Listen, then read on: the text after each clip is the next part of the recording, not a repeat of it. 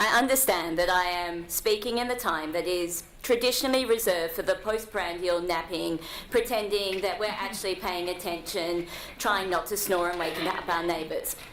And in fairness, in almost any other legal field, a day full of minutiae about law would send the entire audience to sleep. I don't know if you've ever bothered reading some of our great legislative works like the Corporations Act or the Taxation Act, but I can assure you that the one act, well actually okay, the act's still pretty boring, but the one legal area that will not send you to sleep is probably copyright.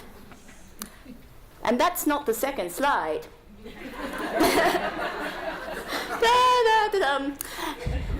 And I know this because copyright is the one that has social media presence.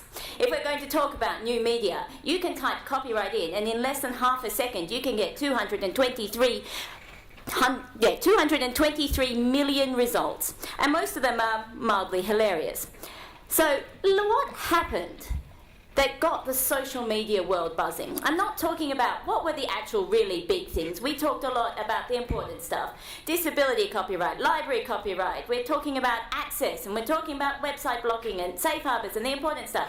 What I want to talk about is teddy bears fighting. So there's a beautiful case at the moment that's kicked off the year where a designer called Goldberg is suing those terrible people at Ralph Lauren because they have knocked off her priceless cashmere teddy bears with an inferior product.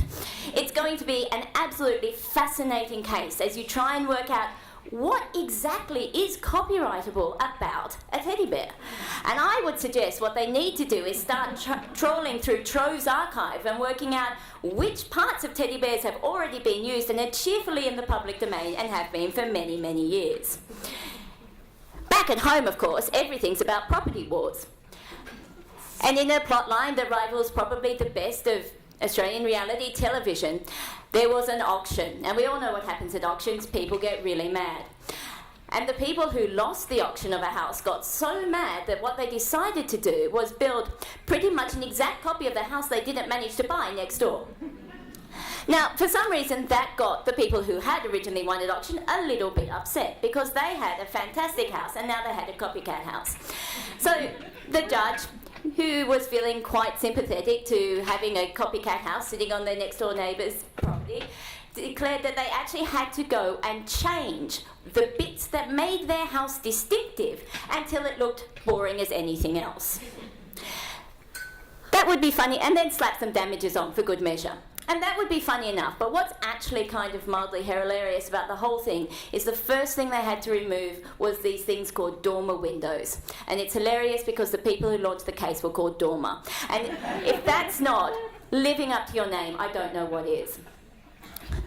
The other big reality TV battle, of course, is the battle of the chef's knives. So, My Kitchen Rule versus Hot Plate. In a case that is absolutely destined to divide dinner parties everywhere, mainly against those people who can tell you every single special ingredient challenge that's ever been made versus those who think that cooking shows peaked with Peter Brussels sprout. We are going to see a fascinating case about what exactly is copyrightable.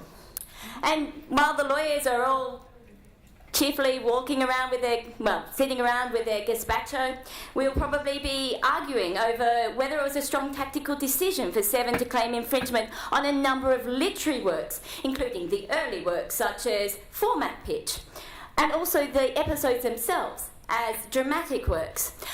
We're going to have these arguments all the way through to dessert, which is actually probably why lawyers don't get invited to dinner parties very often. We might not know who's going to win the battle of the chef's knives, but the one thing we can be completely sure about is that you can't copyright a chicken sandwich. Even if you call it a Petru sandwich, even if it turns out to be the best-selling item on the menu, even if that's the menu of a major food franchise, even if the least they could have done is given you credit and given you free chicken for life, you still can't claim putting pieces of chicken, lettuce, tomato, and mayonnaise on 2 slices of bread is a copyrighted work. Neither is calling it the Spanish equivalent of a chook sandwich a copyrighted work. In the UK, chicken sandwiches may not be copyrightable, but chairs have suddenly become a really interesting legal proposition. So as a cheerful bit of EU integration, the laws around copyright of design objects are being extended. So they're looking at an extension of a term up until about 75 years from a current 25-year term, which not only means that the knockoff furniture business is in dire trouble, but all of those cool hipsters standing around in their hipster bars taking Instagram hipster photos are probably now infringing copyright. There are silver linings to all of these stories. In more anatomical fun, I should mention the other big design, the design copyright battle is one that I decided not to put a slide up for because it concerns slightly 18 plus marital aids. And there is an excellent case that is entering its third year in the United States over certain marital aids, and at which point we can see which elements are copyright and which ones are designed. The mind can only boggle about where we're heading to go with increases in scanning technology and 3D printing, and I'm sure it's going to be an area to watch with an incredible amount of interest, as long as you're over 18. But the other anatomical copyright fund, of course, is another in the spate of copyright tattoo laws. Now, in Australia, we don't care potentially as much as this because the tattoos are not as frequent. Every time I give this talk in my country over the border, New Zealand, they are very, very keen on this because it turns out they're all tattooed. And probably all infringing copyright all the time. We have another case where sports stars with tattoos are being sued, featuring in video games, being sued because they haven't managed to secure the copyright on their tattoos, and somebody else has secured the copyright of the artistic works that are now permanently put on their bodies. Unfortunately, we've had a number of these cases, and every single one of them has settled. So, kind of hoping one of these finally gets to court. In the meantime, anybody who's feeling so inspired by this excellent presentation that they wish to go out and get a tattoo, just please remember to make sure you get an irrevocable assignation of all the intellectual property. I'm not kidding, and that wasn't funny. And then we get on to the superstar of the year. So, we all love the monkey, right? We didn't think there could be anything to top the monkey after last year. What could top Monkey Selfie? And I was really sad, but then it turned out we didn't have to have anything to top Monkey Selfie because Monkey Selfie kept going. So, as most of you probably know, what happened is there's a photographer called David Slater who was out in the wilds. He had a camera, bit of difference of opinion as to exactly how much control he had over the camera, but at some stage, this very handsome macaque took a photo. Bit of a stoosh. Wikipedia said, taken by a monkey, there's no copyright, because monkeys aren't human, so they can't have copyright. Slater said, that was my camera, and I said, that's my copyright. We basically got to stalemate. Wikipedia kept the photos up, Slater kept asserting copyright, nobody was suing anybody. We thought we could go home, and then Peter came in. Thank you, the Prevention of Ethical Treatment of Animals. It's not prevention, it's a protection. Thank you, Peter. Peter jumped in and said, no, we are the friends of Naruto. And we said, who? And he said, that macaque. That macaque. And we said, how do you know it's called Naruto? And Peter didn't answer that question very well. Apparently, the people who work there called the monkey Naruto. And other questions that still remain slightly unclear are how they know that was the exact macaque, why the macaque was called after a Japanese anime character, and most importantly, why Peter was the friend of, apparently, Naruto. And if Naruto really was Peter's friend, did Peter talk to Naruto and ask whether Naruto really did want any damages paid out to save his brothers and sisters in the wilds of Borneo, or would he have preferred a year's worth of bananas? This and other questions are sadly going to remain unanswered because the judge, after being gently scathing about Peter's claim and giving them leave to amend, Peter didn't ever bother changing anything, and so the case is now done and dusted, and probably we won't see Naruto again next year. But never say never. In slightly more serious copyright news, because it's now 70 years after the end of World War II, we end up with some very interesting end of copyright cases. We have the issue of Anne Frank's diary, where everybody sort of thought that it would fall into the public domain, because after all, it was 70 years after her death. And then you have a sudden counterclaim on the fact that her father says that he edited a lot of the thing, and so it's still live in copyright. What's fairly clear is while there's an argument over the Dutch original, there's probably no argument that there has to be at least some copyright subsisting in any other translation. So we probably can't all go and print off our own copies just yet. And meanwhile, this handsome young fellow, or something, is embroiled in several fascinating copyright battles. After Hitler died, not many people realise, his copyright was all subsumed by the state, who then went around the German state, who went around trying to suppress everything they possibly could, which meant that in certain countries where they didn't recognise this, the USA, I'm looking at you, Mein Kampf continued to be sold throughout this entire period, whereas in Germany it's only just becoming available again this year. Talking about famous things, we're moving back into the world of entertainment, because that's where we're going to have a crashing finale. Everyone reads this language, obviously. I'm a little bit disturbed by how many people just nodded at that point in time. For those of you who didn't, this is Klingon. Klingon, of course, is the excellent language. Seriously, I've never seen so many people nod that they knew Klingon. It is a library.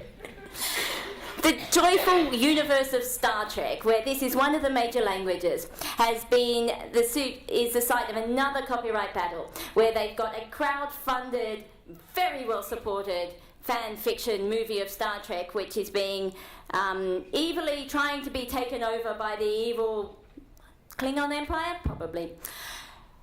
Amongst other things, the people who actually made Star Trek and own the rights to it claiming copyright in the nature of the universe, the look of the sets, and including in Klingon language. Following the Oracle and Google battles last year over API as a language and the copyrightability of language, the copyrightability of Klingon is going to be a particularly interesting battle. And then we head to crosswords. Crosswords are fantastic things, and the person who writes the most crosswords in the US turns out to be a dirty plagiariser. Who would have known? There's apparently skullduggery, and I was going to write a whole crossword, but that actually had like evil words in it, and I didn't. Where the person who writes the big magazine of crosswords has a high correlation of similarities to the New York Times crossword. Interestingly, the New York Times crossword doesn't seem to have borrowed anything back, which makes you think it's not a statistic anomaly, but actually somebody who is doing copyright infringement over crosswords.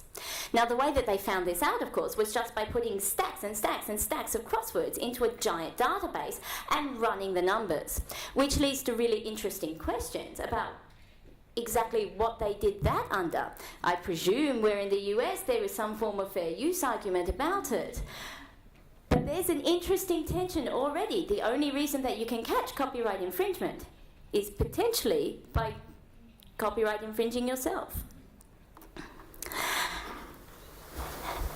And then back in the world of social media, the most tragic story for anybody following copyright this year was when the beloved Twitter account that rates dogs got taken down.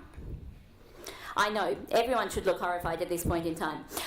So there's a beautiful Twitter account called Re-Rate Dogs. And what it does is it rates dogs. People tweet photos of dogs at it, and he gives them a mark out of 10. I can't believe you laughed at that. He has more followers than every single person in this room combined. Fairly obviously, they were bogus copyright takedowns. The people who had tweeted at We Rate Dogs very much had given them a license and asked them to actually reproduce the photos when they were doing it. It was a very cryptic lot of criminal-sounding emails with various threats.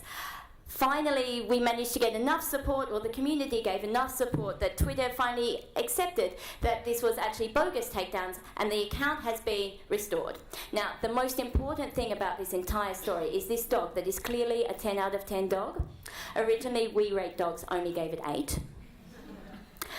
But after they went in to bat on the side of We Rate Dogs and get them taken up again, it's gone back up to a 10. So, as you can see, fighting the copyright good fight is very good if you are a dog seeking external approval.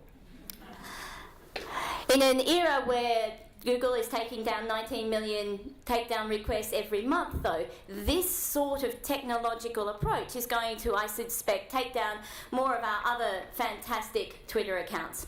As long as they leave 70s Dinner Party alone, we'll be fine, though. So, there you have it. That's the year in copyright review. We had all the classic battles. We had the ideas expression dichotomy. We had the copyright design battlefield. We had questions over authorship. We have questions over duration. We have confusion over everything. If you're going to pick a trend out, though, of all of that, it's got to be the increasing role of technology. We've had tattoos forever. They've only started to become a big copyright issue because of the ability to reproduce them and our ability to use them in our everyday lives in a way that actually infringes copyright. Moving forwards, it's going to be really difficult to try and work out the system that somehow manages to stop the plagiarism of the crosswords and keeps the dog rating Twitter account up alive. So, incredibly important legal points, huge normative changes, brought to you by a motley collection that any scriptwriter would be really proud of, which, when you get down to it, is probably the right place for a doctrine of creative culture.